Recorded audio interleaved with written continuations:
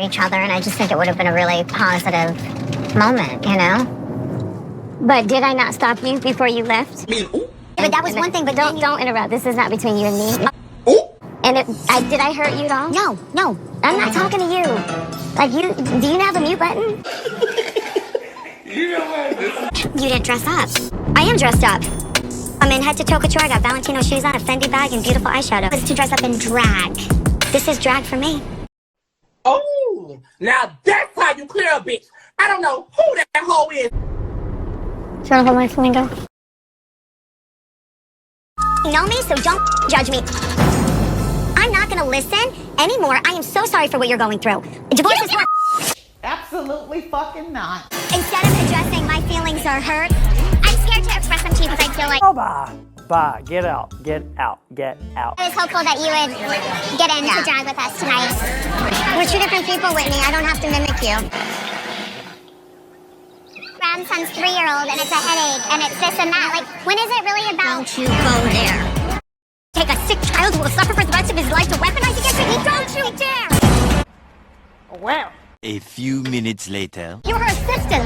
Honey, you can't be someone's assistant when you don't pay them. Let's talk about people not getting paid. Mike, so you're telling me you left all your kids for free? What's up, y'all? It's Brian Keith, and I'm back with another video. Today we're going to be talking about the Real Housewives of Salt Lake City. And yeah, this episode revealed a lot. I feel like some of the arguments were kind of petty and didn't really make any sense. They just wanted camera time. But we're just gonna talk about it, y'all. Like, comment, subscribe, and let's get into the video. Yeah, let me check my shit real quick. Hotter than the fire coming out my flaming lips. You wanna play with me? You can't play in me. On the playground, bitch, you can't play with me.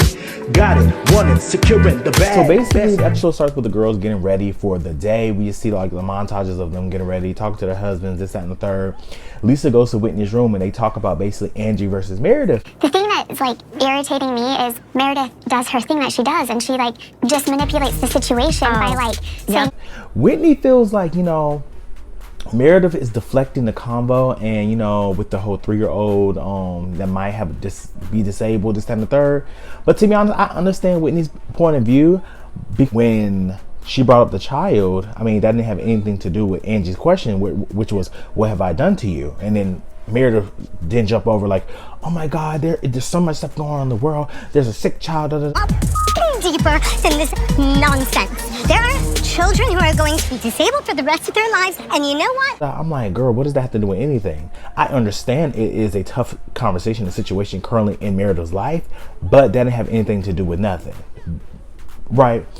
So, you know, Lisa feels that, you know, yes, her and Meredith are moving into a great space, but she could also still hold her accountable for, you know, bringing up these personal issues about, you know, Angie basically revealing that, you know, I can bring up something about her husband, which from the trailer, I don't know what's going to happen because something's coming out, right? So we see Monica goes to Meredith's room. She tells her that last night Angie's antics was very tacky and embarrassing. Intense thought. I did want to thank you because you were very kind to me and not everybody was. And you know, I think this is kind of funny because I do agree that Angie was on one, but also Meredith was on one too, because the girl was changing accents, the girl eyes was bugged out, gave the Ramona eyes. The whole thing with Monica is like, that morning she should have went to talk to Angie and said, Angie, I feel like you was acting like this, and as your friend, I don't like that, and I feel like you should have, you know, did X, Y, Z. But she went to Meredith and just like, you know, we're building a relationship, and you know, I just think that talk about her friend. Bombarded. Even though Angie is my friend, that was completely uncalled for and really tacky. Monica basically feels like she's in the middle, and to be honest, you're not really in the middle. You put yourself in the middle by picking a side. At the end of the episode, we see what side she picked. What she should have did was just like, look, at the end of the day, I could hold Angie accountable, but I could also be in the space of getting to know Meredith as well without even picking sides. But by not picking sides means when they're getting an argument, sit there mute like everybody else, right? So all the girls, you know, they meet outside, and Heather, you know, she's alive. She over here was pissing and throwing up in that van, but you know, she good now. So Meredith tells everyone that they're going to be doing a, you know, a trust exercise at some field. And in the middle of her talk, you know, Angie walks out with her custom shirt. And, you know, because, you know, Meredith didn't give her a shirt like she gave everybody else. She just skipped right over her because, one, she didn't know she was coming, and two, she was being petty. My whole thing, if I was Angie, it's like, if you want to single me out, you could single me out. That's fine. I'm not about to put on no shirt or make a shirt. I would just wear whatever I want to wear, and you want me to be the black sheep of the group, I'll do that. I'll single me out. I wouldn't want to adhere to what Meredith has, her shirts designs. Like, I just think that was kind of, it gave very much pick me energy. Like, I want to be a part of the group. Oh my, I want to do this, I want to do that. Just be yourself.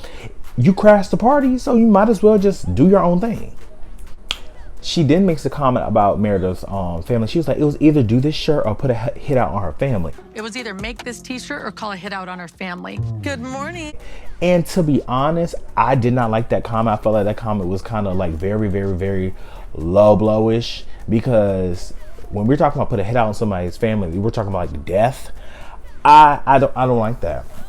I just feel like it wasn't that deep. Is it that serious? But you know, they get on the Sprinter and they drive to the instructor. Mary tells Meredith when they get there, like, look, I'm not going out, so, you know, I already know who I'm supposed to trust, and I'm not supposed to trust until let you know I'm not going out. Meredith was trying to convince her, but Meredith's like, no, girl, I'm good, I'm staying here. So, you know, that's what she did. So, you know, they start the exercises, and, you know, the guy has like 3 balls, red ball, yellow, and green. And he asked Lisa, he said, okay, what are some things that we should stop within the group? She said, people need to start talking about personal business, i.e. talk about Meredith. Then Heather does the caution ball, the yellow ball. She's like, you know, we need more respect and less competition when we go within conversations. Then Meredith had the green ball. She said we need to treat each other with kindness and respect. I feel like within all 3 of these, they all can work on them, right? So, you know, the girls go through the blindfold obstacle course. Mary's in the Sprinter basically complaining and talk about certain things. It's just little stuff, whatever. So, you know, after they do the whole activity, back in the Sprinter, right, you know, they head back. Meredith basically starts with Mary. Not really in a confrontation way, but she's just like, hey, Mary, you know, I really wish you would have participated. It would have been great to have you out there, you know, with all the girls. There for each other, and I just think it would have been a really positive moment, you know? But did I not stop you before you left? And Mary's like, well, you know, at the end of the day, I explained to you before we even got off the bus that I wasn't going to do it. I already know who I trust. I didn't feel comfortable doing it, so it was what it was. Lisa starts to chime in, and Mary shuts her down. She's like, look, I'm not talking to you. Like, why are you even talking? Saying to you why I was not going? Yeah, but that was one thing, but don't interrupt. This is not between you and me. It's between Meredith. Don't do that. Like, did I hurt you? Like, is that why you bring this up? Cause I hurt you? And Lisa's like, no, God, no. She's like, girl, I am not talking to you. Why are you talking? Did I hurt you at all? No. I'm not talking to you. Like, do you have the mute button? Mary feels like it's too soon for her to try to bond with the whole collective group when she's just trying to fill everybody out. So I'm like, okay, cool, I understand that, blah, blah, blah. So Lisa's asking questions to see, like, particularly, who is she not vibing with? Mary's obviously like, girl, no, I'm not even about to get into all that. It was what it was. So Whitney then chimes in. She's like, okay, so, you know, why did you come on a girls trip with people that you don't really care for? But the point is we wanted you there as our team. Okay, I get the point, Missy. Then Whitney chimes in. She's like, okay, well, you know, at the end of the day, the point is to have you interact with us. And Mary was like, I get the point, Missy. Just like, she called her bitch, yeah. But Whitney then's like, you know, we missed you out there. We really wanted you to be out there. And Mary was like, look, girl, let it go. Let it go. It's over. Next. We missed you. I wasn't there. Let it go. Move on. Next. I got that she didn't. Okay, you said this and you told me. And I'm like. And it was what it was. The girls go inside to eat lunch. So, you know, as everybody goes inside, they start, you know, to plan what's going to happen next. And, you know, when Meredith's over here talking about, okay, the next activity, Whitney's like, look, I'm in charge now, and, you know, I'm taking over, and we're doing a drag-inspired makeup challenge with Trixie tonight. Need you all to do, go get all your makeup off, get in your white robe. Wait a minute, what? We are doing a drag-inspired makeup competition. Obviously, Meredith's like kind of like pissed off because she's like, girl, like, what the fuck are you doing? So, you know, she told everybody, like, go ahead and take all your makeup off because we're about to, like, basically, you know, do our own glam, blah, blah, blah. And Lisa's like, wait. What you mean take our makeup off? What do you mean we're doing our own glam? She said, you got 30 minutes. Be ready. And Lisa's like, I just flew glam here.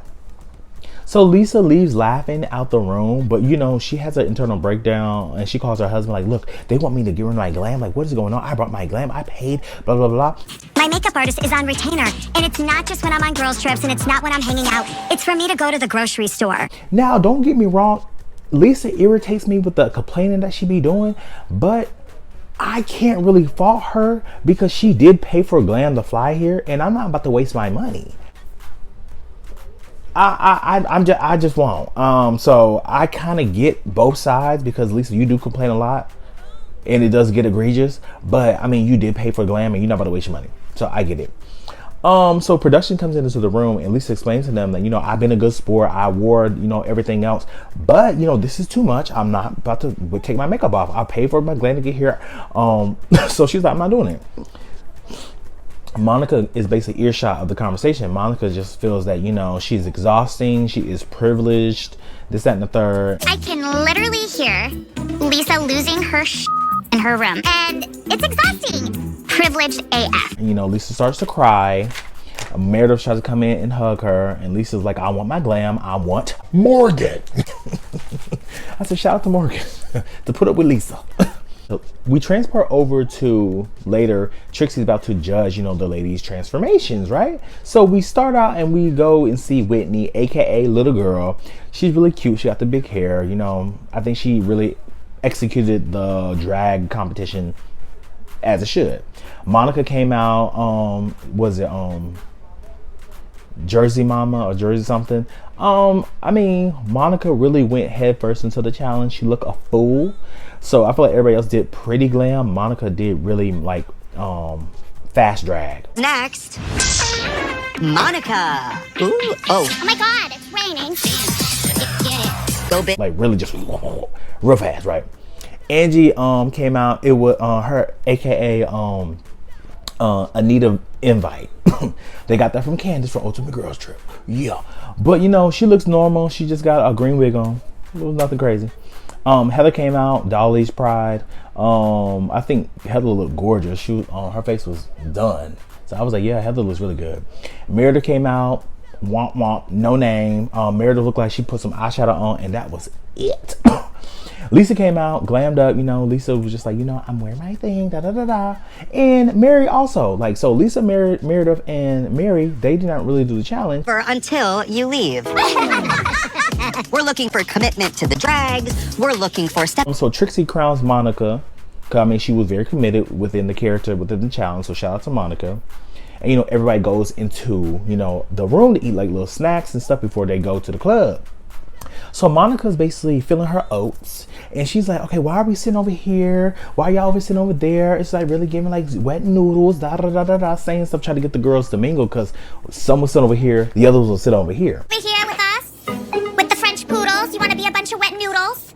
Come over here. Come hang out. No. Yeah. So Lisa tries to get Mary to come up. She's like, yeah, Mary, come over and sit over with all the other girls. Mary's like, no. Mary always looks so disgusted.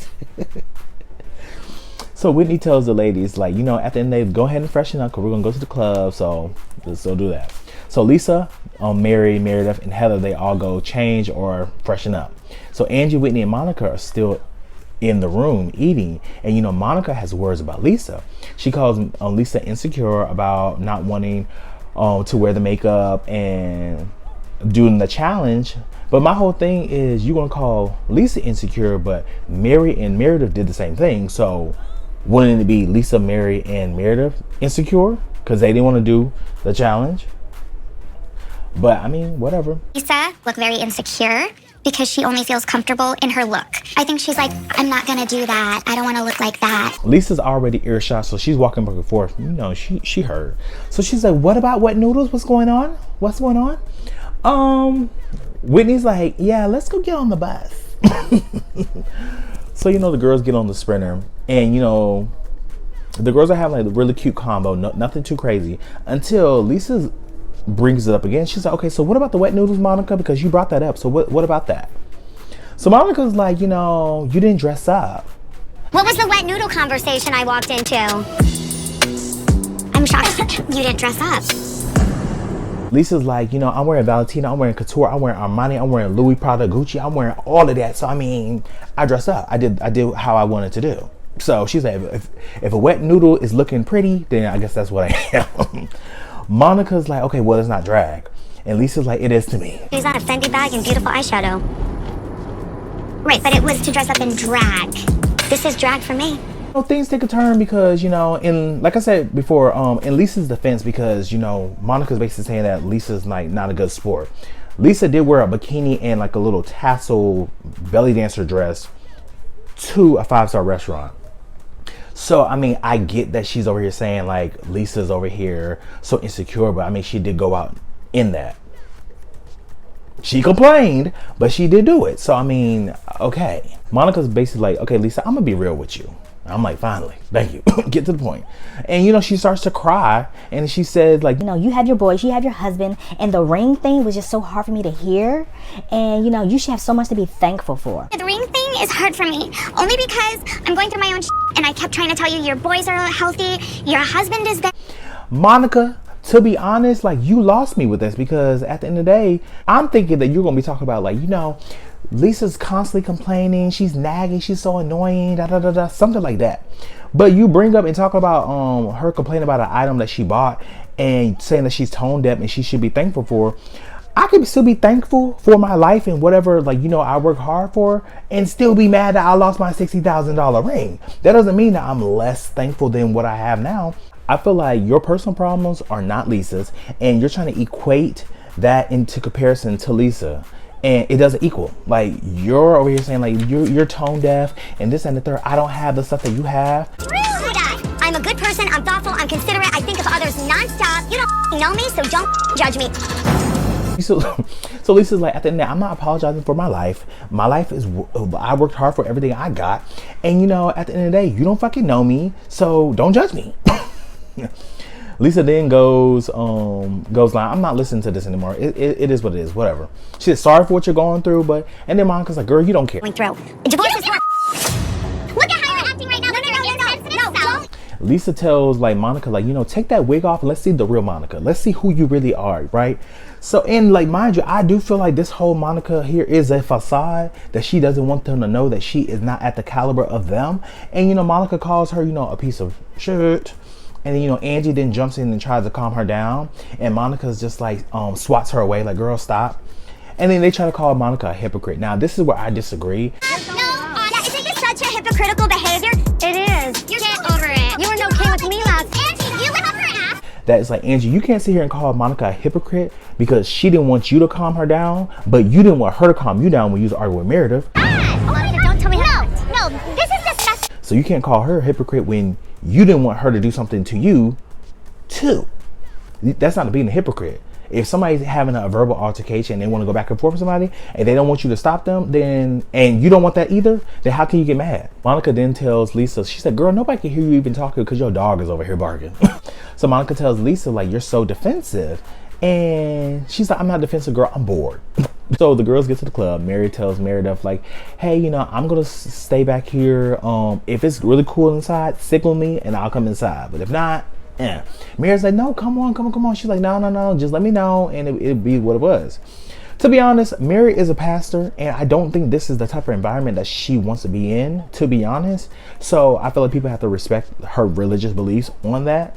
So it was what it was. Meredith, signal back to me if you think I should come in. Otherwise, I'm good. I think you should just come. So inside the club, Lisa goes straight to Monica. She's like, hey, so you should have expressed why you feel your feelings are hurt. Like, you should express that.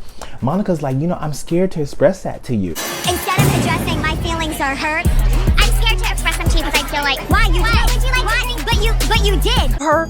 And I'm just like, girl, bye. At this point, you didn't have no problem over here going off on her in the printer, but now it's like, I felt so scared going off on you. No, man, you don't get no passes. Like Lisa was basically trying to say, girl, have that same energy you had in the van now. Monica feels like, you know, Lisa didn't dress up to keep up with her image and calls her materialistic. I mean, I agree. Obviously, Lisa's materialistic as much as she dropped them price tags. Yeah. Wet noodle looks like pretty girl in head to toe Isabel Marant with good makeup, then yeah, I'm a wet noodle. But, you know, I agree with Monica, but also, Monica, you too. How you gonna sit up here and say, like, you know, she's trying to keep up with this and the third when you bought a whole Louis Vuitton bag to keep up with them? Like, I feel like Monica's whole thing is that Monica's insecure because she don't want the other girls to know she's broke or seemingly broke or broker than them. Yes, they do. Yes, they do. You like nice things, Monica. You had a Louis Vuitton bag that's $5,000 on. And you like my You seem like Monica's insecure that Lisa actually has money and actually has a lifestyle that she probably wants or used to have with her husband. Then Lisa and Monica get in the whole middle class conversation, basically talk about me, middle class America. And you know, at the end of the day, this conversation is dumb because the show is about rich, affluent women in Salt Lake City. That's what I want to see on my TV screen. Rich women in Salt Lake City. So if you don't meet that basic, I ain't gonna say basic, but if you're gonna meet that requirement, I don't want you on my TV. In the heat of the moment, Whitney then goes to Meredith and tells her, you know, so Meredith, Angie, and Whitney are outside. Whitney tells Meredith that, you know, I really wish that you would have dressed up more for the whole drag competition. And Meredith was like, well, you know, at the end of the day, you know, we're two different people and, you know, I did my best. And, you know, she's like, Whitney's like, if I planned the trip, it would have been like a lot of drag stuff that we would have done. And Meredith was like, okay, well, you didn't. I did my makeup, but, you know, I had a headache. So, you know, I was about to put a whole wig on my head. So it was what it was. You didn't plan the trip. And the reality of the matter is, I did the best I can within my ability. I feel like Whitney and Monica are both on the same type of time. Confrontations are so left, and it's random because it's just like, if they don't want to do it, they don't have to. And on top of that, it's like Mary didn't do any of it. So, I mean, it was what it was. Like, if they don't want to do it, they don't want to do it. It was what it was. Whitney then pushes the button. And I felt like this is where she turned left because I get where she's coming from, but she went all the way left with it because I feel like she shouldn't have brought up that child. 3-year-old and it's a headache and it's this and that. Like, when is it really about? Don't you go there. Don't I want to go there. She was like, okay, so you had a headache and then it was a 3-year-old grandson who's disabled. I'm confused. So Meredith was like, don't go there. Don't go there with me. Baby, the crazy eye Ramonas came out and Meredith is over here going off. You can't hold me emotionally hostage. You take a sick child who will suffer for the rest of his life to weaponize against me. Don't you dare! Whitney's like, well, I'm going there. I'm like, oh girl. Meredith, she then storms off. She's like, you're disgusting. You're disgusting. See, I get Whitney's point, but I just feel like when it comes to a child, just leave it alone. Like, obviously it's something sensitive. She was crying in the car about it. Just leave it alone. I feel like what Whitney could have said was, Meredith, every time you are faced with facing accountability, you deflect with such deep and sensitive conversations or events to segue from what's currently going on in the moment. That's what she should have said. Simple. Easy. I want a fish sandwich. I want a 6-piece. Meredith's at the bar waiting for a cocktail. Whitney pops up like out the blue. She's like, hey girl. Meredith's like, girl, I'm done with this conversation. I'm over it. Whitney's like, well, I'm not. I can't deal with this right now because I'm going through something. But I don't get a little awareness. I did it last night. Correct. You did it. Whitney feels like Meredith basically, you know, uses extreme situations to absolve herself from the confrontation. And, you know, I agree. And Meredith was like, I don't do that. And then Whitney was like, you did it last night. She's like, because I have a pit bull coming after me, attacking me. And she was being very aggressive.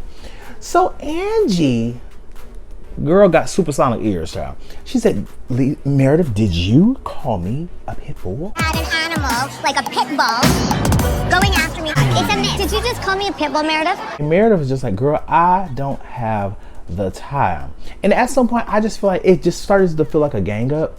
And as Sutton would say, let the mouse go. At some point, it's done. So Angie tries to confront Meredith. Meredith gives her the Oprah. Meredith, why do you think it's... Oh, keep turning. Keep turning. You know, I know you can hear me. Face to face, she's turning her body. She's like, girl, I ain't got the time. Monica asked Heather and Meredith, she was like, was I right for calling Angie a little bitch? Calling her Lisa's little bitch? And they were like, yeah. And obviously they're gonna say yeah because they're Angie's ops. Angie comes over to Monica and she's just like, she's like, what did you say about me? Oh Lord. Again. Monica's like, you know, you were so crazy last night. And I'm just like, Monica, girl, what's going on with you right now? Then they get on this whole Jen Shaw situation and how she was an assistant for Jen Shaw. And she's like, I was an assistant because she didn't pay me. You're her assistant. Honey, you can't be someone's assistant when you don't pay them. Let's talk about people not getting paid. So you're telling me you left all your kids for free? I'm just like, girl, you're dumb, but low-key kind of smart because you probably would have been in a slammer too. They're going to jail, bitch. That was basically the end of the episode. The girls in the convo quick and, you know, they get on the sprinter. I feel like Monica is going to be a great addition for the show because she's pulling out a lot of dynamics of these women. But I feel like by the end of the season, I'm not going to like Monica. I feel it in my bones. I don't know why. I just feel like Monica's messy. But I can recognize that Monica's probably needed for this season. Great addition. But she's messy. And she brings up these rumors that she has. It seems like she has no basis. But we'll see what happens, y'all. Like, comment, and subscribe. And I'll see you guys in the next video. Peace.